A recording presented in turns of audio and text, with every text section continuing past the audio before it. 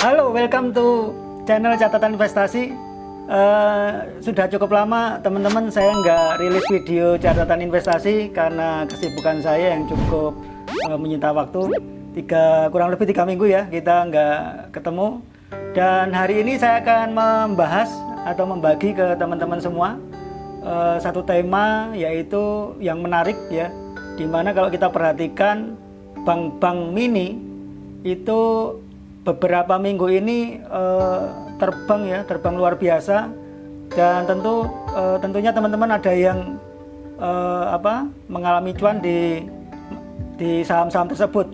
Tapi apakah kita layak untuk investasi di saham-saham tersebut? Mari kita bahas setelah yang satu ini.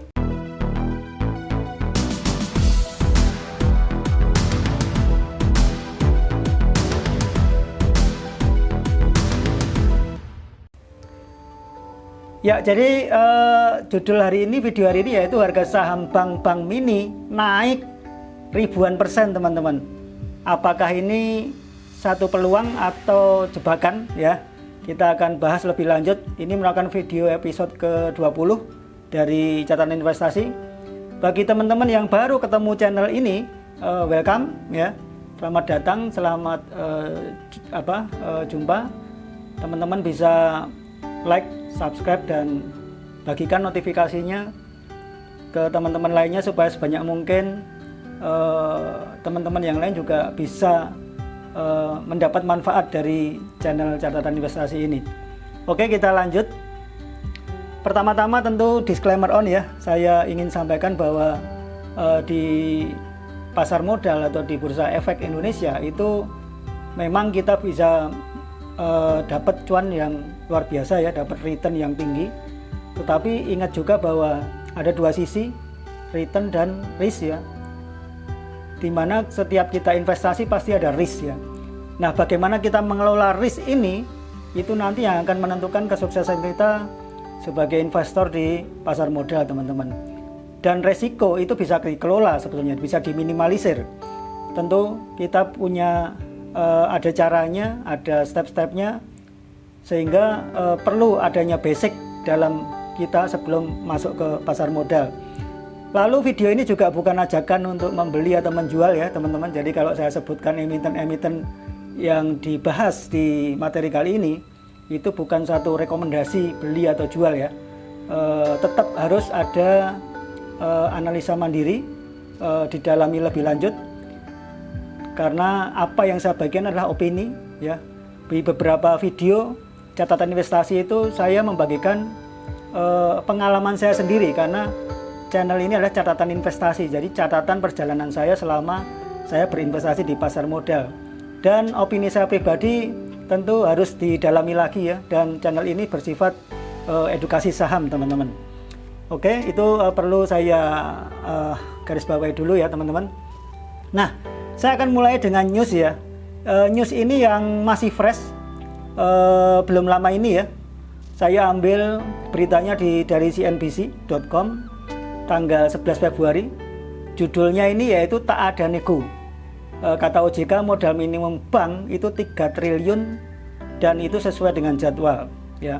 Jadi dari program OJK atau kebijakan OJK itu mewajibkan setiap bank-bank dengan modal kurang dari 3 triliun itu harus ke 3 triliun. Jadi kalau kita lihat itu bank buku 1 dan bank buku 2 hari-hari ini, bulan-bulan ini itu mereka sedang sibuk untuk melakukan corporate action ya, untuk mengejar peraturan ini ya. Bank-bank di mana di bawah 1 triliun kemudian kurang dari 2 triliun. Jadi dari aturan ini ada step-stepnya yang harus dipenuhi, dan maksimal dikatakan akhir Desember 2022 itu harus menjadi 3 triliun, di mana ditentukan awalnya adalah modalnya adalah 100 miliar ya, itu buku 1 ya, bank buku 1. Nah, ini saya ambil dari IDX.co.id ya, tentang aturan OJK. Nah, ini saya garis bawahi ya, saya kasih tanda kotak ini ya. Jadi ada satu aturan dari OJK bahwa modal inti minimum atau MIM itu minimal 100 miliar dinilai sudah tidak relevan teman-teman. Karena tidak relevan ini kemudian ditingkatkan supaya modal inti bank itu memiliki daya saing. Ketika modalnya tambah besar, tentu bank itu punya daya saing yang lebih leluasa ya di bisnis ya. Apalagi sekarang ini trennya adalah tren bank digital. Jadi semua bank kalau tidak berevolusi menjadi bank digital, itu pasti akan ketinggalan teman-teman. Ujung-ujungnya nanti adalah kinerja dari labanya juga akan tidak akan bagus karena dia kalah saing dengan bank-bank yang lebih dulu menerapkan digital banking ya.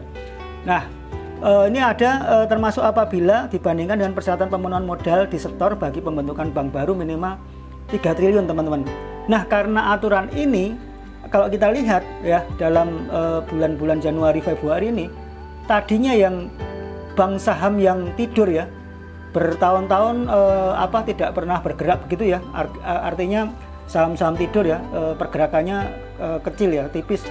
Hari-hari ini tuh naik ya teman-teman, ribuan persen, nggak cuma 100% ya. Nanti saya tunjukkan datanya bahwa kenaikan harganya itu luar biasa banget. Ya tentu teman-teman happy ini yang merasakan cuan itu ya. Tetapi hari ini kita akan dalami lagi apakah dengan tren kondisi sekarang ini bank-bank mini yang naik ratusan dan ribuan persen itu, apakah cocok untuk kita masuk ya, apakah saat ini saat yang tepat untuk kita membeli sahamnya. Nah itu yang akan kita bahas hari ini teman-teman. Nah ini masih aturan OJK ya. Jadi di sini ada tiga tier ya. Yang tier pertama adalah modal inti 1 triliun itu minimal ya, itu harus dipenuhi dalam waktu 31 Desember 2020, yaitu kemarin ya, Desember ya. Karena ini harganya juga terbangnya sekitar Januari Februari, maka kita lihat kita terasa sekali bahwa dengan aturan ini bank-bank yang tadinya sahamnya tidur mulai bergerak luar biasa teman-teman. Lalu ditingkatkan lagi menjadi 2 triliun minimal modal inti ya. Dari 2 triliun itu harus dipenuhi pada akhir tahun ini, tahun 2021 teman-teman, paling lambat 31 Desember. Lalu kemudian menjadi 3 triliun ya, 3 triliun itu harus dipenuhi tahun depan. Jadi dalam waktu kurang lebih 2 tahun teman-teman, bank-bank mini, bank-bank kecil itu harus meningkatkan modalnya. Biasanya mereka akan mengambil langkah yaitu corporate action ya, melakukan right issue atau mungkin mendatangkan investor asing atau investor yang bermodal besar ya, akuisisi itu bisa dilakukan, dan itulah satu-satunya cara untuk meningkatkan modal inti dari bank-bank mini teman-teman. Nah kita lihat inilah list yang saya ambil dari website Bursa Efek Indonesia ya. Saya catat bank-bank kecil atau bank-bank mini itu ada di papan pengembangan. Kurang lebih ada 14 bank ya. Ya ini daftarnya. Ada Bank Harda Internasional, Bank IBK, Bank Capital Indonesia, Amar, Bank Jago, Bank MNC, dan seterusnya teman-teman. Ya ini bank-bank yang kurang lebih sangat istilahnya jarang sekali kita temukan dia menjadi top gainers begitu ya, jarang sekali muncul. Tapi kalau teman-teman lihat di minggu-minggu ini, bank-bank ini sering muncul teman-teman, terutama ini ya, BBHI, lalu Arto ini sering sekali ya. Lalu ada BGTG, ini juga sering top gainers juga ya. Ada BACA nih, Bank Capital Indonesia, dan seterusnya. Nah kalau kita lihat di sini asetnya diperhatikan ya, ini dalam jutaan semua. Jadi ada yang asetnya 2 triliun, 8 triliun, 19 triliun, dan seterusnya. Nah yang dimaksud ketentuan OJK tadi teman-teman, itu adalah modal inti ini ya. Ini perhatikan, masih ada bank juga yang modalnya cuma 348 miliar teman-teman, kecil sekali ini teman-teman. Nah ini dari 14 bank ini, itu yang sudah memenuhi ketentuan OJK itu cuma satu teman-teman, yaitu Bank KNB Indonesia atau BKSB ya. Dia modalnya sudah 3,4 triliun ya. Wah ini lebih santai ya dibanding teman-temannya ini, yang lain kan masih 1 triliun ya. Ini 2 triliun, ini sudah memenuhi di tahun ini, tapi tahun depan dia harus mengejar lagi ketertinggalannya menjadi 3 triliun teman-teman. Lalu ini adalah harga IPO-nya ya dari 14 bank ini. Kita perhatikan ini ya. Jadi harganya BBHI luar biasa sekarang Ini saya ambil harga penutupan 26 Februari teman-teman. Itu harganya 1.550. Kalau saya hitung dari awal Januari 2020 ya, kurang lebih setahun lebih ya sampai sekarang, berarti sekarang di bulan Maret itu returnnya sudah 1140% teman-teman. Jadi kalau ada teman-teman yang beli BBHI ini di Januari 2020 itu sampai sekarang di hold ya, nggak dijual-jual nih, dia returnnya 1140% teman-teman ya. Ini sangat luar biasa teman-teman. Susah mendapatkan return sampai ribuan seperti ini ya.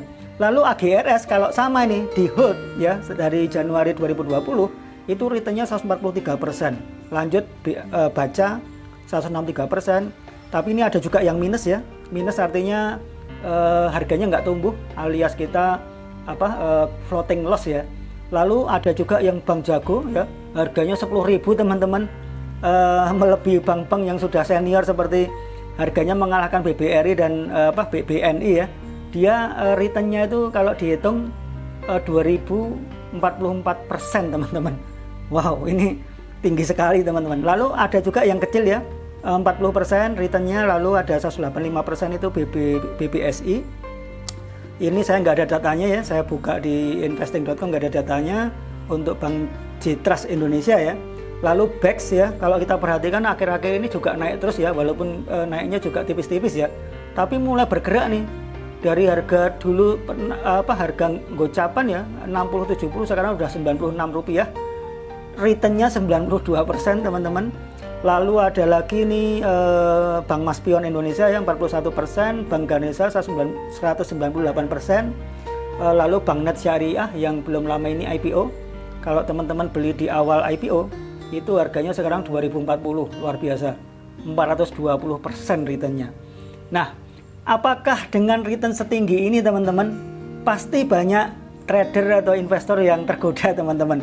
Saya kalau lihat grafiknya seperti itu, kita bisa tergoda nih. Wah, nih kesempatan ambil nih. Kita akan perhatikan dulu, saya bukakan dulu chartnya ya dari bank-bank ini ya. Coba kita akan lihat. Nah, ini BBHI sudah saya buka nih teman-teman. Perhatikan, tadinya volumenya tipis ya, tidur ya, harganya sekitar 230. Tiba-tiba pada bulan Desember sesuai dengan pengumuman tadi itu terbang teman-teman. Ini pelan-pelan nih. Dan naiknya luar biasa di hari-hari ini nih. Mulai 24 Februari ini masih terbang terus. Ini harga sampai sampai tanggal 3 Maret ya. Ini ngeri sekali nih, volumenya tiba-tiba tebel nih. Lalu kalau kita lihat indikator MACD itu naik terus histogramnya. Wah, ini tinggi banget. Coba kita buka ya Bank Ganesha ya, BGTG. Bank Ganesha juga sama teman-teman. Lihat, polanya sama. Dia tadinya saham tidur nih. Ini sideways selama sekali. Dari mulai awal ya. Kalau kita lihat di time frame monthly ya. Ini memang nih kecenderungannya fluktuatif ya, dan volumenya tipis ya. Tiba-tiba dia volumenya luar biasa nih. Naiknya luar biasa ya. Sama. Jadi kita coba buka BACA ya.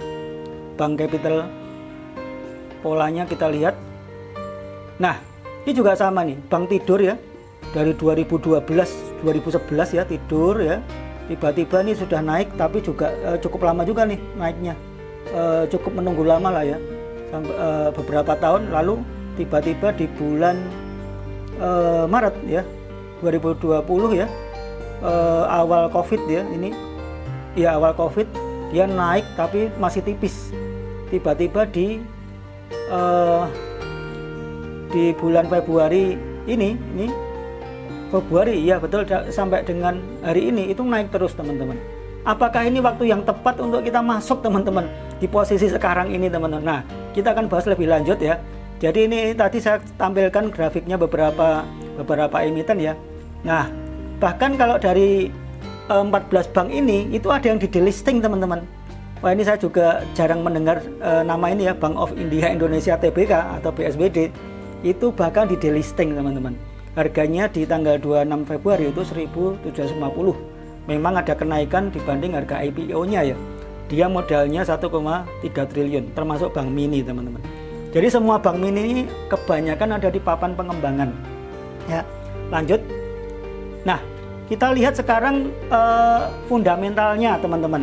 Jadi saya tidak akan ambil 14 bank ini ya.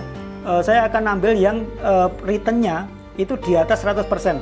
Jadi yang minus sama yang di bawah 100% ini saya abaikan ya. Saya anggap ini kurang menarik ya.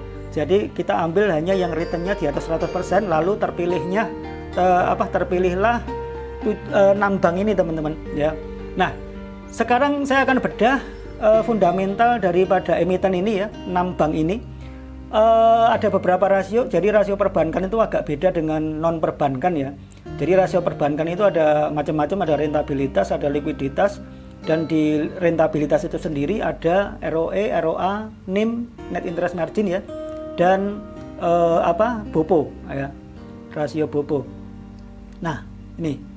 Nah, kalau kita perhatikan di sini rasio rentabilitasnya dari 6 emiten yang tadi returnnya di atas 100%, itu termasuk buruk ya kalau dari batasan yang saya pakai, yang saya pelajari dari berbagai literatur ya.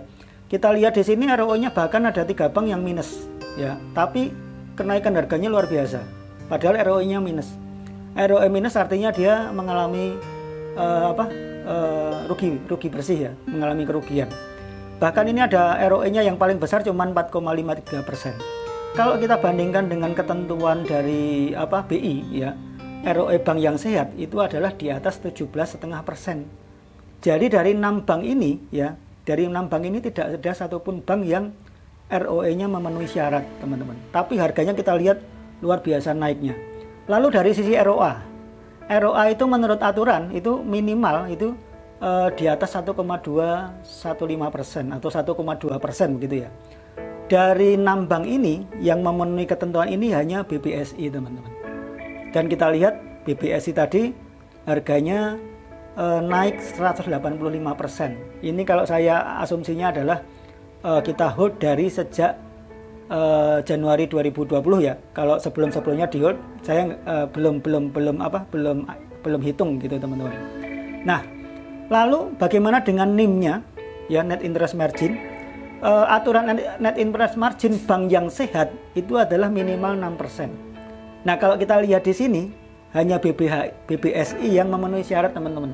Jadi 5 bank yang tadi returnnya ribuan persen tadi di atas 100% itu rendah semua teman-teman. Ini ada yang 2% ya, ada yang 2,05, 4,21. Jadi hanya BBSI.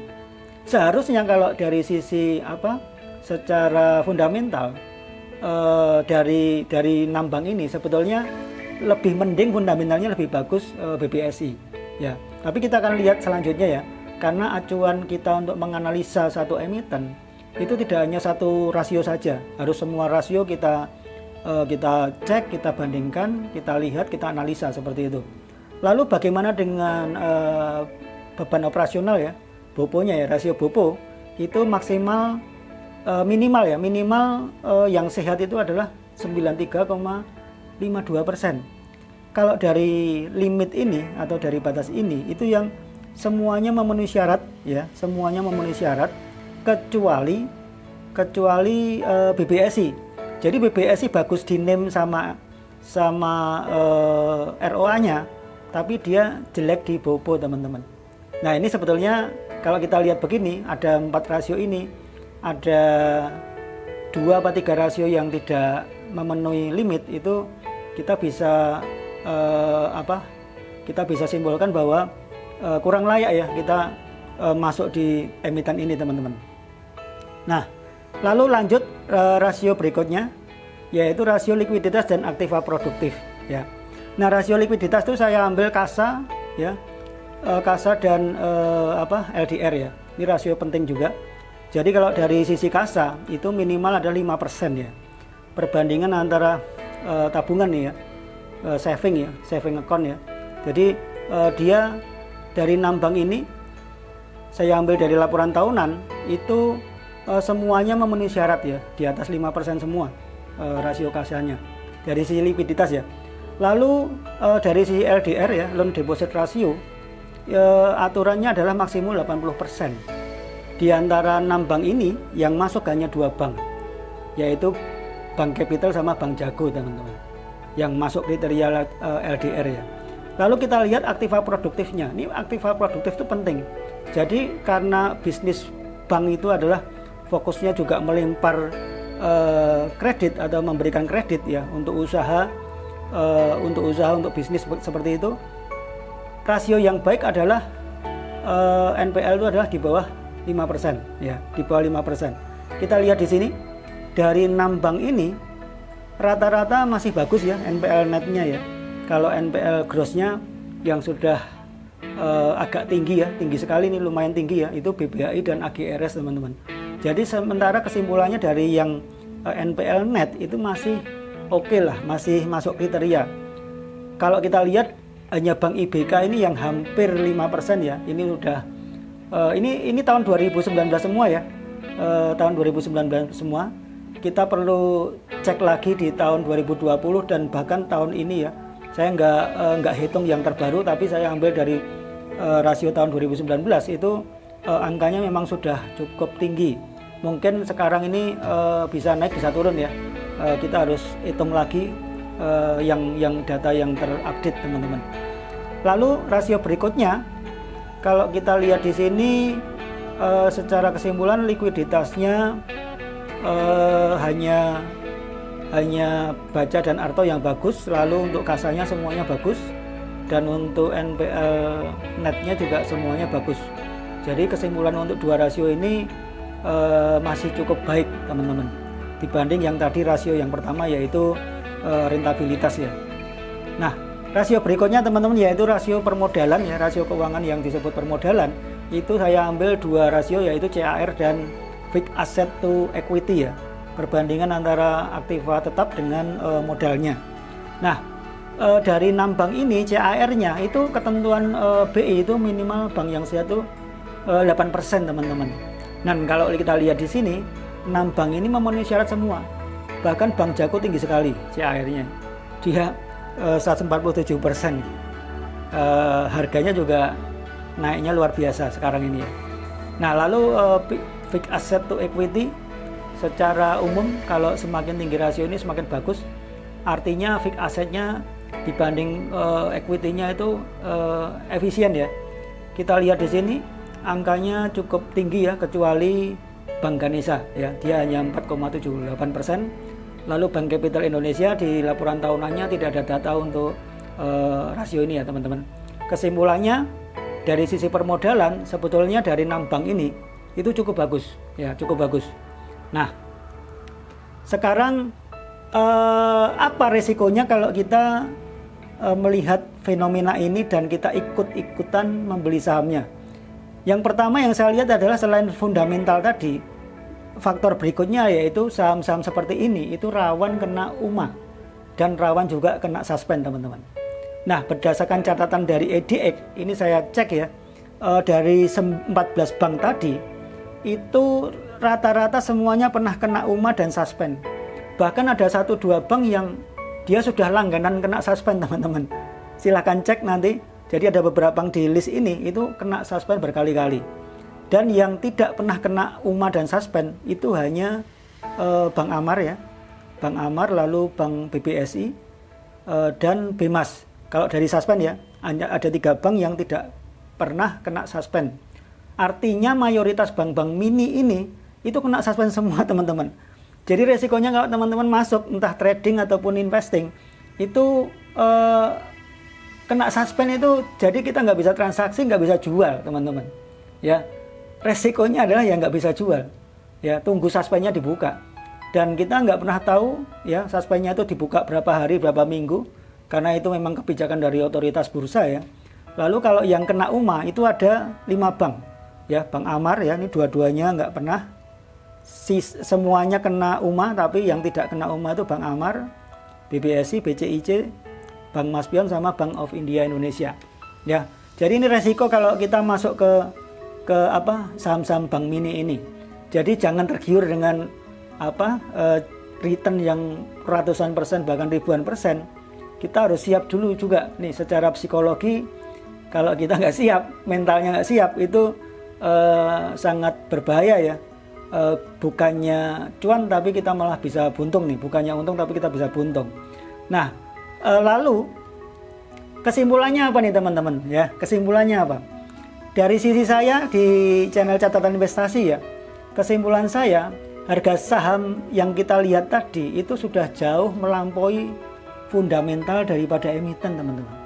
Karena secara histori maupun logika sebetulnya sebuah emiten atau saham itu harga itu ada hubungan dengan fundamental atau sejalan dengan fundamentalnya. Jadi ketika fundamentalnya bagus, harganya geraknya juga harusnya ke atas begitu, sesuai dengan fundamentalnya. Logikanya kalau labanya oke, rasio permodalannya oke, kemudian rentabilitasnya oke, itu harganya akan tumbuh ya.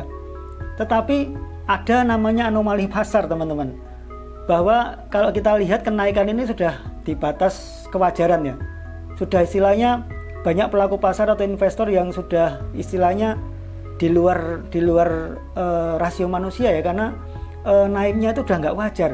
Kalau kita lihat fundamentalnya acak-acakan nggak bagus, tapi harganya sudah jauh melampaui fundamentalnya.